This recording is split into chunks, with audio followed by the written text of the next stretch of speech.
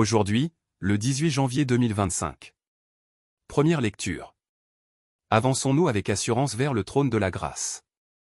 Lecture de la lettre aux Hébreux. Frères, elle est vivante, la parole de Dieu. Énergique et plus coupante qu'une épée à deux tranchants. Elle va jusqu'au point de partage de l'âme et de l'esprit. Des jointures et des moelles. Elle juge des intentions et des pensées du cœur. Pas une créature n'échappe à ses yeux. Tout est nu devant elle, soumis à son regard. Nous aurons à lui rendre des comptes. En Jésus, le Fils de Dieu. Nous avons le grand prêtre par excellence. Celui qui a traversé les cieux.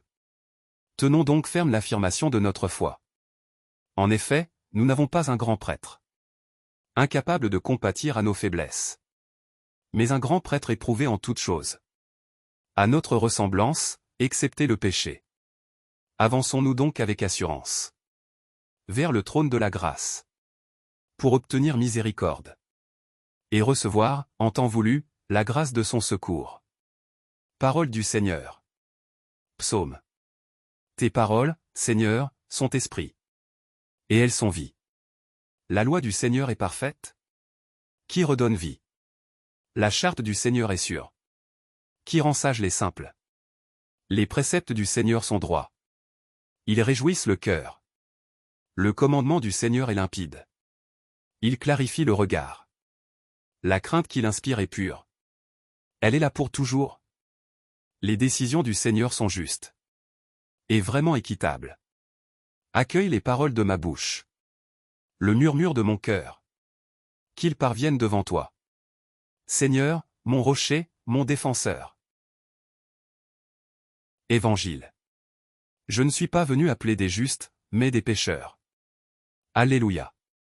Alléluia. Le Seigneur m'a envoyé. Porter la bonne nouvelle aux pauvres. Annoncer aux captifs leur libération. Alléluia. Évangile de Jésus-Christ selon saint Marc. En ce temps-là, Jésus sortit de nouveau le long de la mer.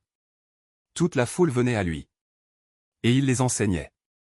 En passant, il aperçut Lévi, fils d'Alphée, assis au bureau des impôts. Il lui dit : « Suis-moi. » L'homme se leva et le suivit. Comme Jésus était à table dans la maison de Lévi.